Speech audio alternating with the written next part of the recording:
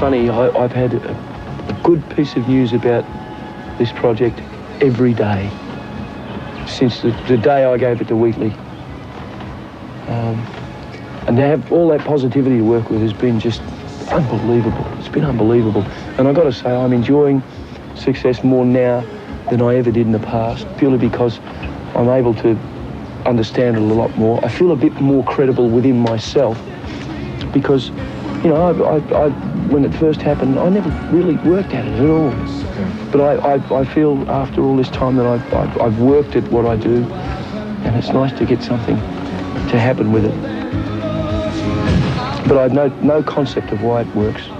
All you can do is do your best and hopefully capture people's imagination with it. That's the bottom line in the end.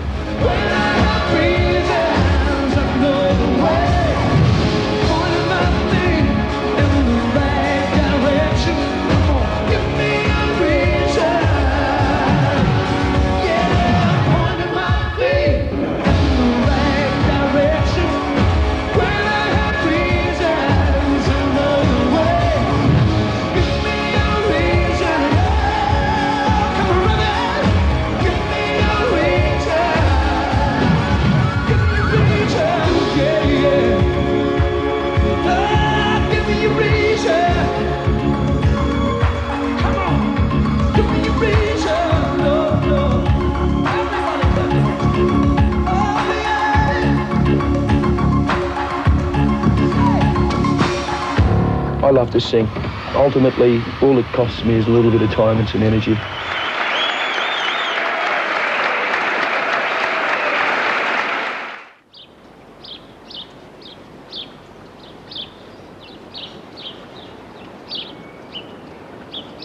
We used to come up here a lot when I was a kid, or, 14, 15, with my uncles. My dad and my uncles used to go up to Thornton or fish the Goulburn, and it's stuck with me. I've always loved it.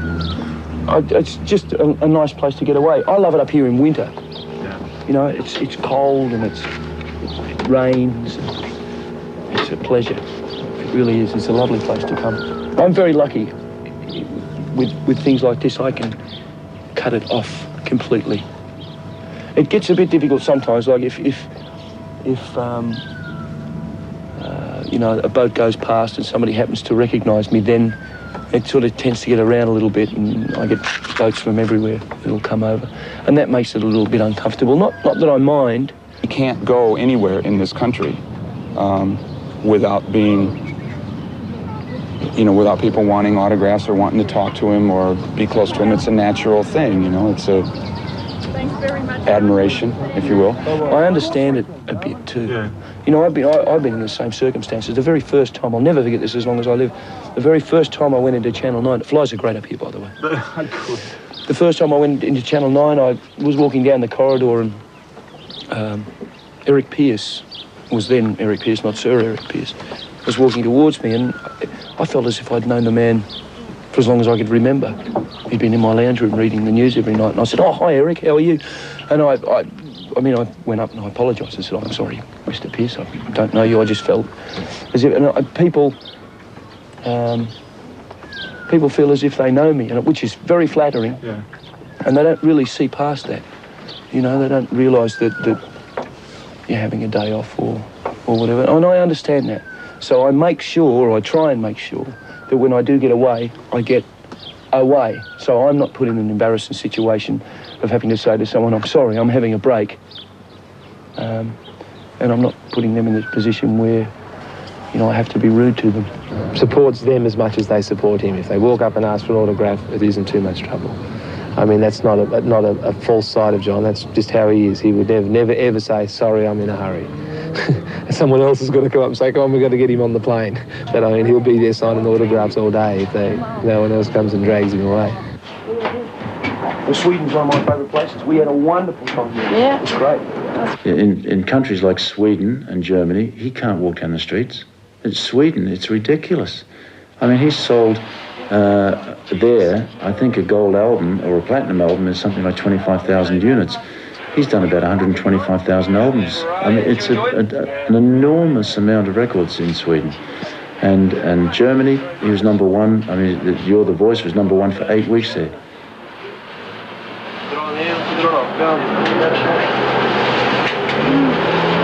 It's all right, take your time. I got all night. His popularity is enormous. I think it would be quite reminiscent sometimes, some of the front rows of some of our audiences, and they're still to the Beatles, screaming and carrying on. Girls just mesmerised by him. They'll give him a flower, and when he accepts it, they just stand there with this stunned look and walk back like he touched them. He's an entertainer. Do you mind if I pull one? Oh, this is from... Thank you, Sue Ellen. And a phone number as well. Ho, ho. STD, can I call you a reverse charges line? Do you mind if I pull the head off one of these, if you'll pardon the expression? I'll just... Because I like to behave. Hang on, that's what annoys me. Oh, it's all right for you. It's all right. I just got to be careful I don't catch aphis. Little gardening joke there. Oh. Thank you, darling. Thank you very much. Oh, dear, what's your name, Stacey?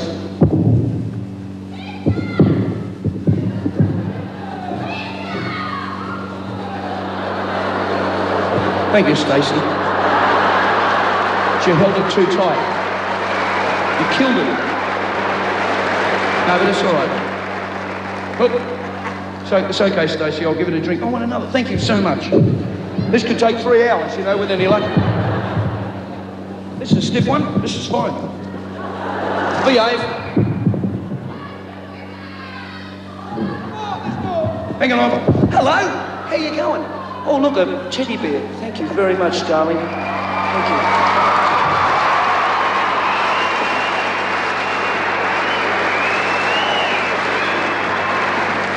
It's funny. This reminds me... Oh, no, it's an elephant. Sorry, an elephant on a stick. Hang on, I'll just put these. It's a shame, isn't it?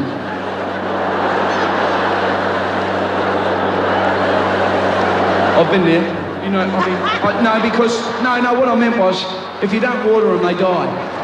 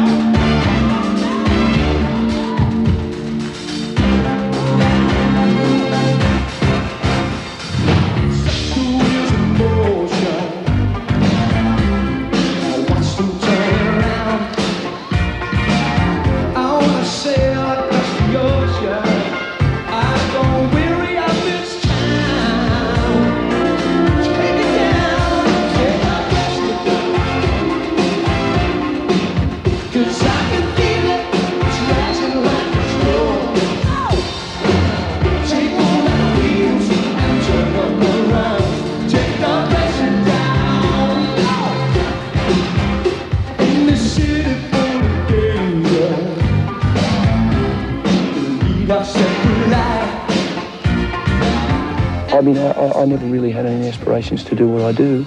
I was very lucky, it just happened for me. But when I realised that I wanted to do it, what I wouldn't have done for a little attention, and it's not attention, but a little recognition for what I was doing. And so I can't knock it now, because it's part of what I've done and part of the reason that I'm here.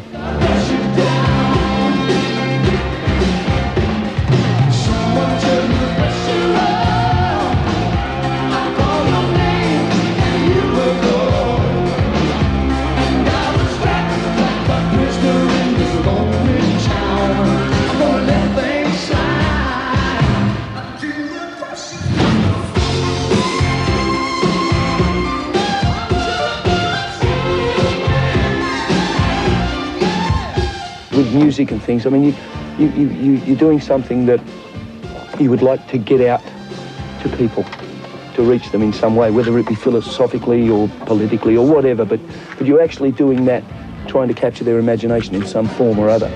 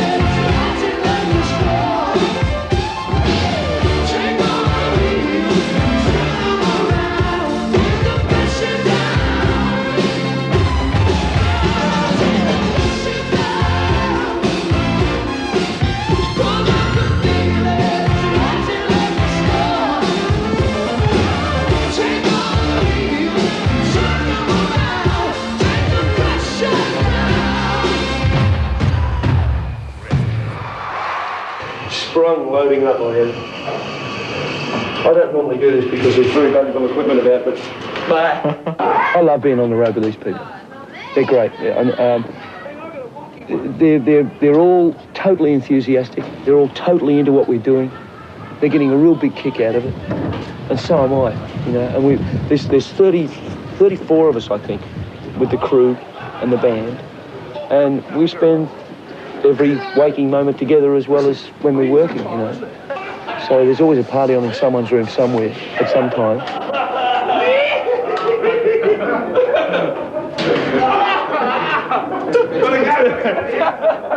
Up the armpit. Did you get that? Did you get that, you mongrel?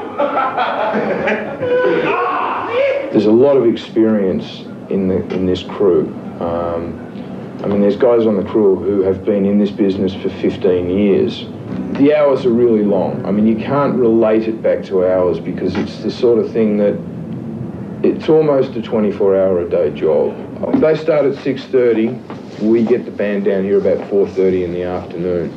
So it's about 10 hours to get it from the time the trucks get here to the time we're ready to put the band on the stage for a sound check. We're talking about 10 hours.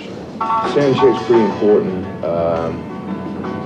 It lets the musos, for a start, determine that their gear's working, that it sounds the way it's supposed to. Lets the crew make sure that the gear's all working. You know, they can check everything. It's very important for the band to get their sound on stage right.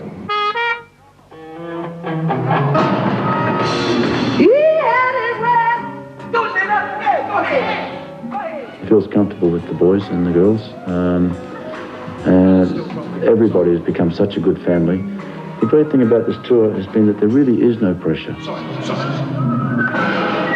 Sorry, the boss is here. The boss is here, we've got to get this. One step, we do our cabaret version of One Step Away. That's right.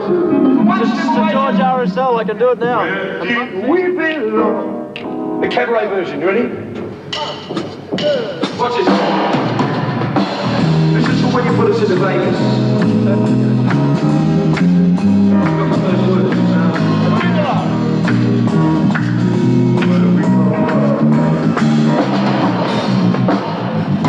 Where did you come from?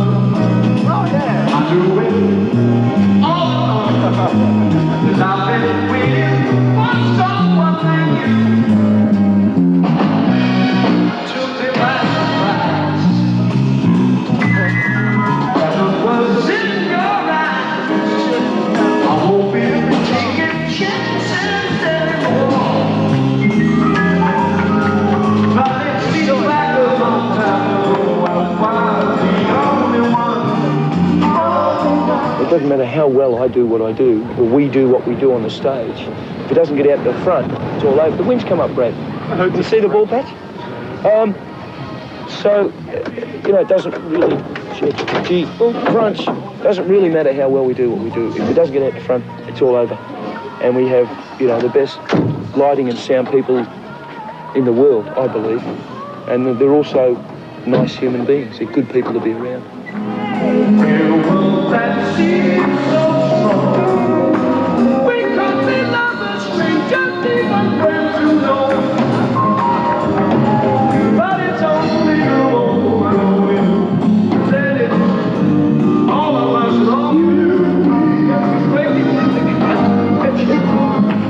The opportunity exists like this, just one step, one step. I'm gonna get one step, just one step away from your life, from your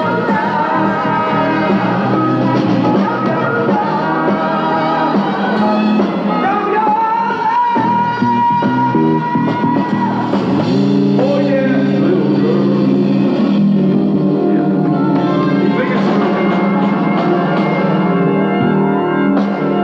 John has his own room, the band are in another room.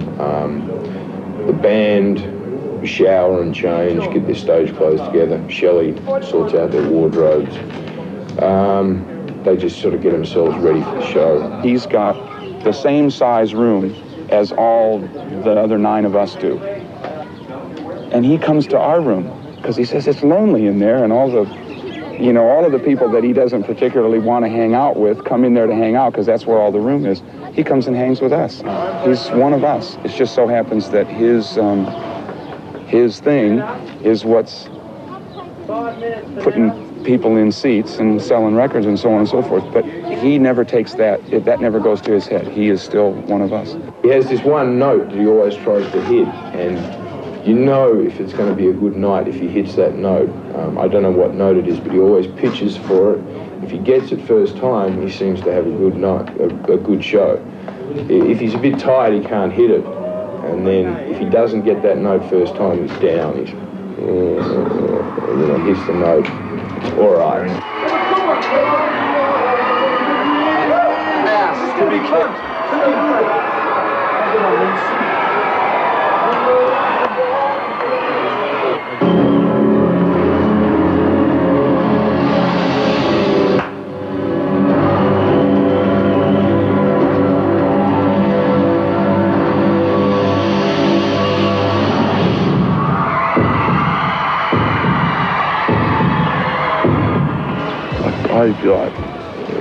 Once the first 5 minutes is over, I tend to relax into it and settle down a little bit.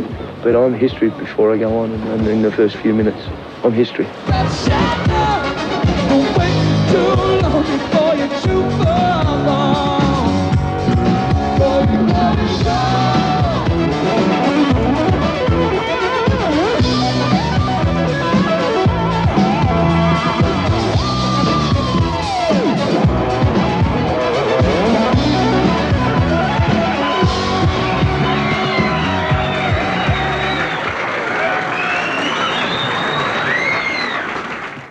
Afternoon, all. Sorry, I'm running a little bit late. I've got a cold, so I'm not going to kiss anyone. But thank you very much for coming, and I know that you've all done a great job this year. Thanks a lot, Ryan. It's great to see so many people here. It's fantastic. Enjoy your lunch. I'll see you shortly.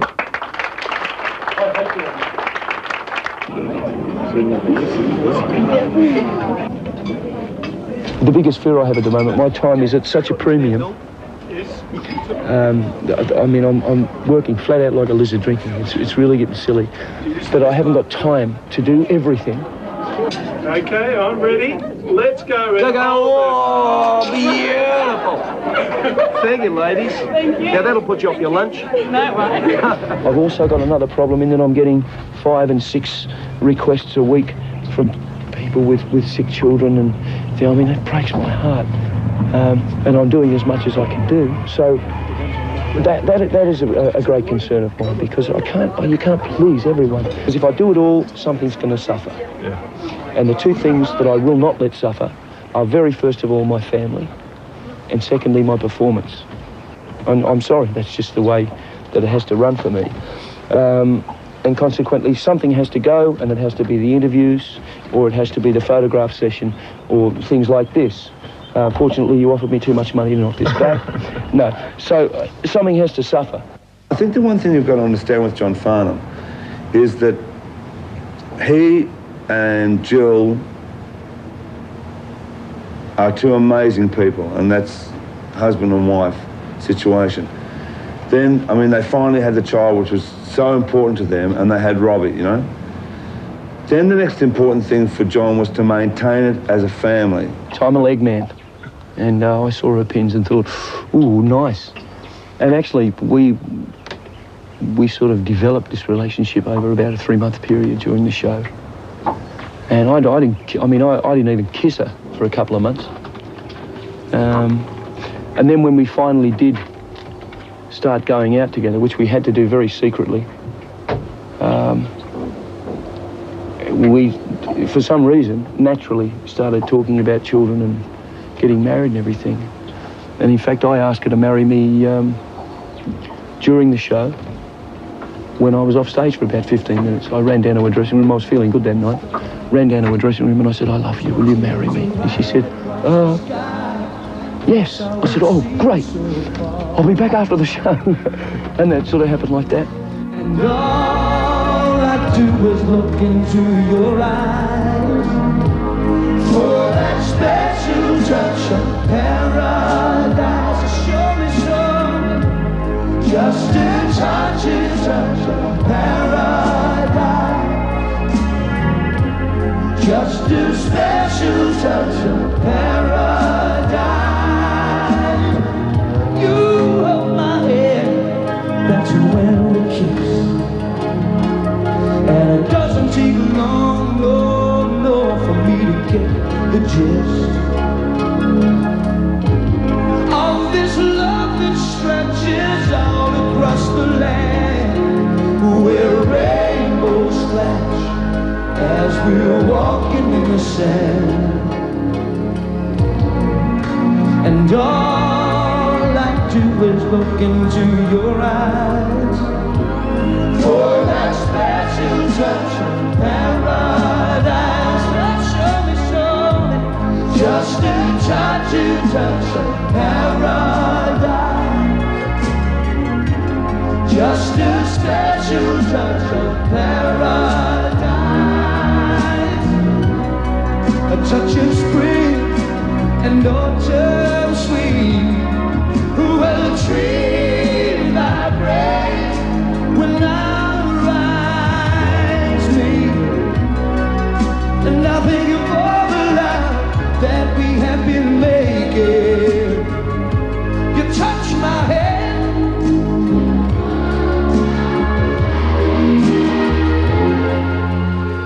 really close friend of mine, a fellow named Jeff Reynolds. Used to borrow Jeff's MGB, and he'd be at work, and his wife would be at work. And we'd drive over to his place, his home, because we couldn't go to her home, we couldn't go to my home or my flat, because people were everywhere. And we did most of our courting there. And I had a little 17.5-foot boat that I used to have moored down at the St Kilda Marina, where they used to call me the temporary Australian, and I used to throw her on that, and we'd go out, just go out and cuddle each other for hours. and all I do is look into your eyes. Find that special touch of paradise. Oh, darling, darling. Well, it's the devil in the deep blue sea for me. I love being on the road, but I hate being away from home. And as I said earlier, the hard part has been that, you know, Jilly's been pregnant through this thing and unable to travel for a great part of it. And Robbie's been at school and consequently unable to travel for a part of it. So that's been hard. I mean, he gets a bit upset when I have to go away. And in fact, I rang him the other day from Canberra and I said, I'm coming home tomorrow, mate. He said, forever? And it broke my heart. But he's pretty good. I mean, he handles it real well. He's Superman. He really believes he's Superman when he's got his cape on. And we'll often go out and play Superman in the backyard. And occasionally he'll say, hey, listen, let's get the video and make a movie, Dad. And he'll do that. Or he'll get on his bike and we'll, you know, go somewhere and go for a bike. He's just gotten into fishing. So I took him down to a bend on the Yarra, which is very quiet. No fish in it, but, you know, we can wet a line and sit there together and eat a salmon. That's a lot of fun. But I thought he'd get bored after 15 minutes and I'd have to take him home. But we sat on the Yarra River for 2.5 hours, just chatting. It was great.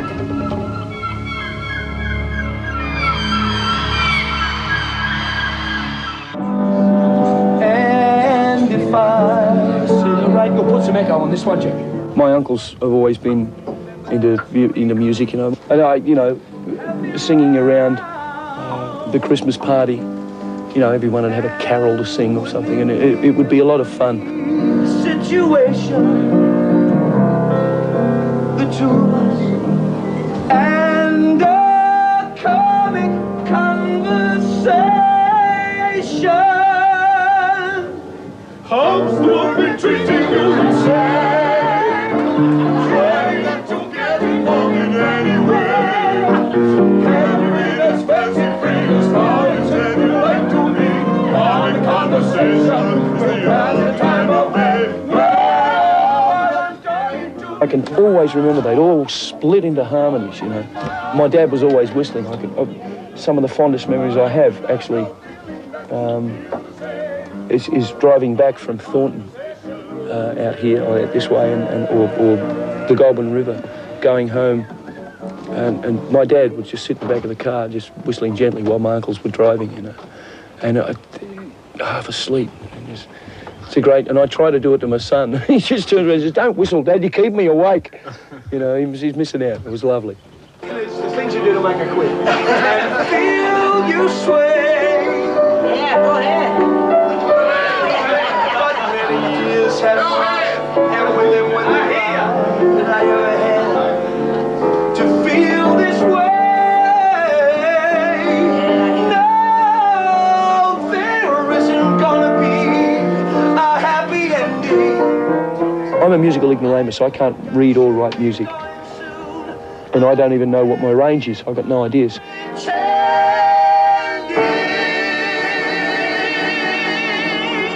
You He's got a very, very high range. I guess it's about maybe 3 octaves, and is very, very chesty.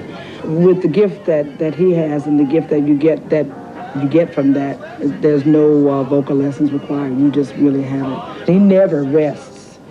He just cannot rest. Where other acts that I've been with, you know, they'll take a couple of days off and you don't see them. The rest of the band really don't see them, but he never really does that. It's just not really in his nature, even though he gets very, very tired, but he just really he seems to not be able to do that, which is, that's one of the things I really love about him, actually. And I do smoke, and I do drink, and I stay up late, and I do all the things that I shouldn't do for my voice.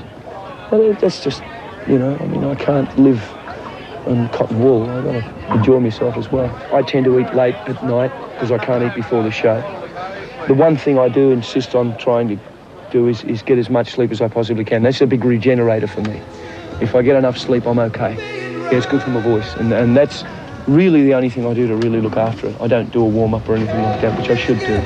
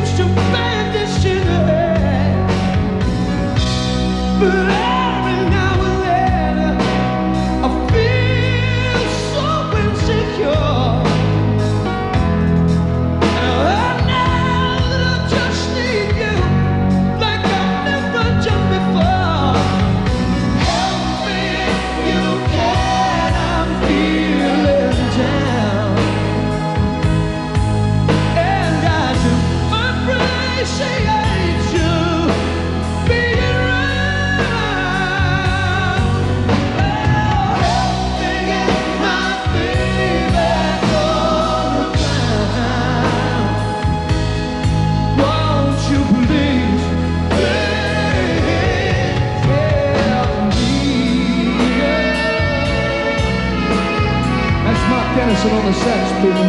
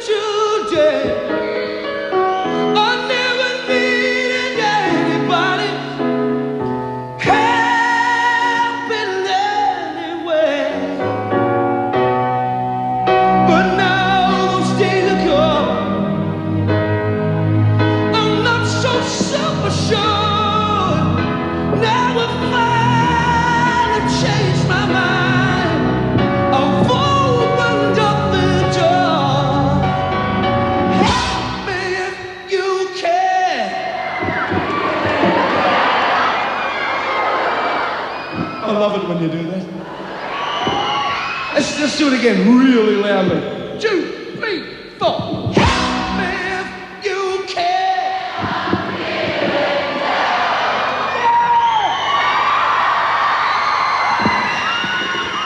I'm feeling down, and I do appreciate you being around. Help me get my feet back on.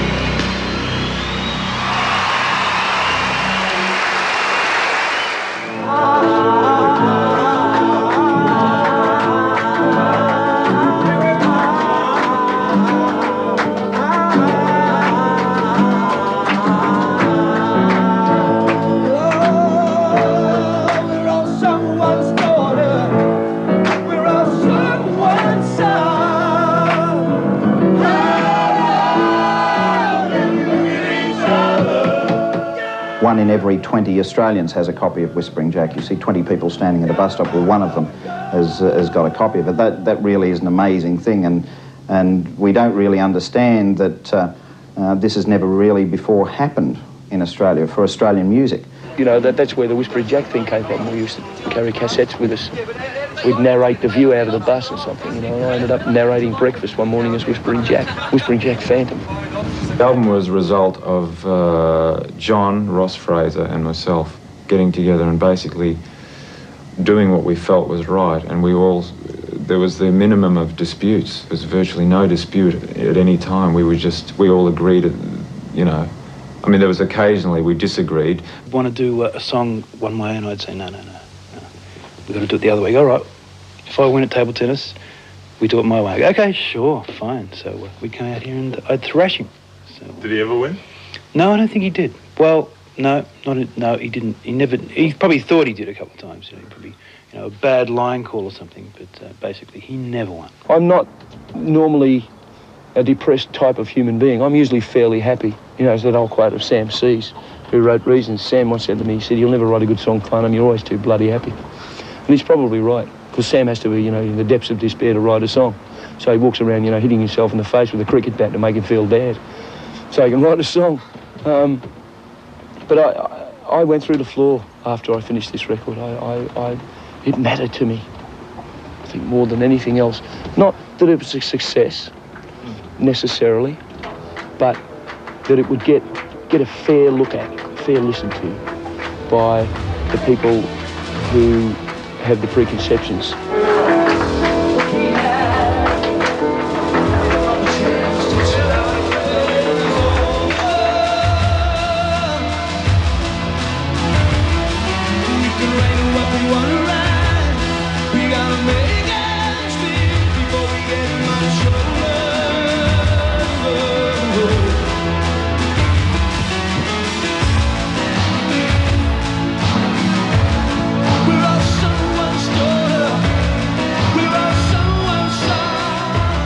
The day that we were driving home from the office and we first went number one, I was driving the car and he was sitting in the passenger seat next to me, and I was saying, "John, do you understand, you know, I'm driving along, we've got the #1 album in the country. The #1. We are selling more records than anybody else in this country this week. It's our week. Can you believe that?" He was silent. I looked around and he had a tear in his cheeks.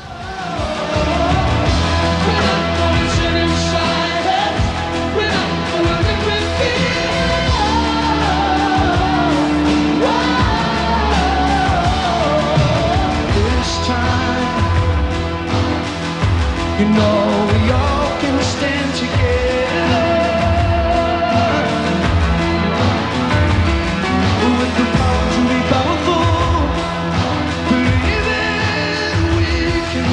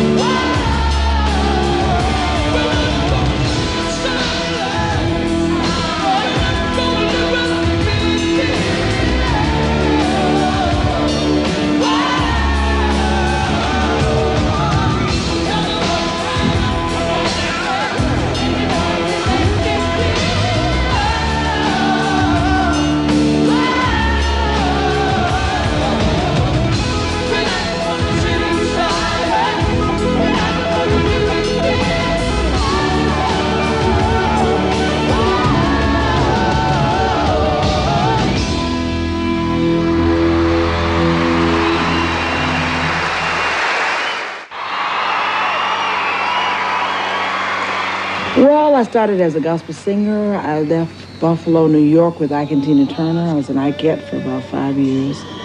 I moved to Los Angeles, and I started my background singing career. I started with Burt Bacharach, Diana Ross, Neil Diamond, Quincy Jones. I moved on to A Star Is Born, Barbra Streisand. I moved on to Steely Dan. Moved on to Aretha Franklin, Boss Skaggs, Pink Floyd, Humble Pie, Aretha Franklin, John Farnham.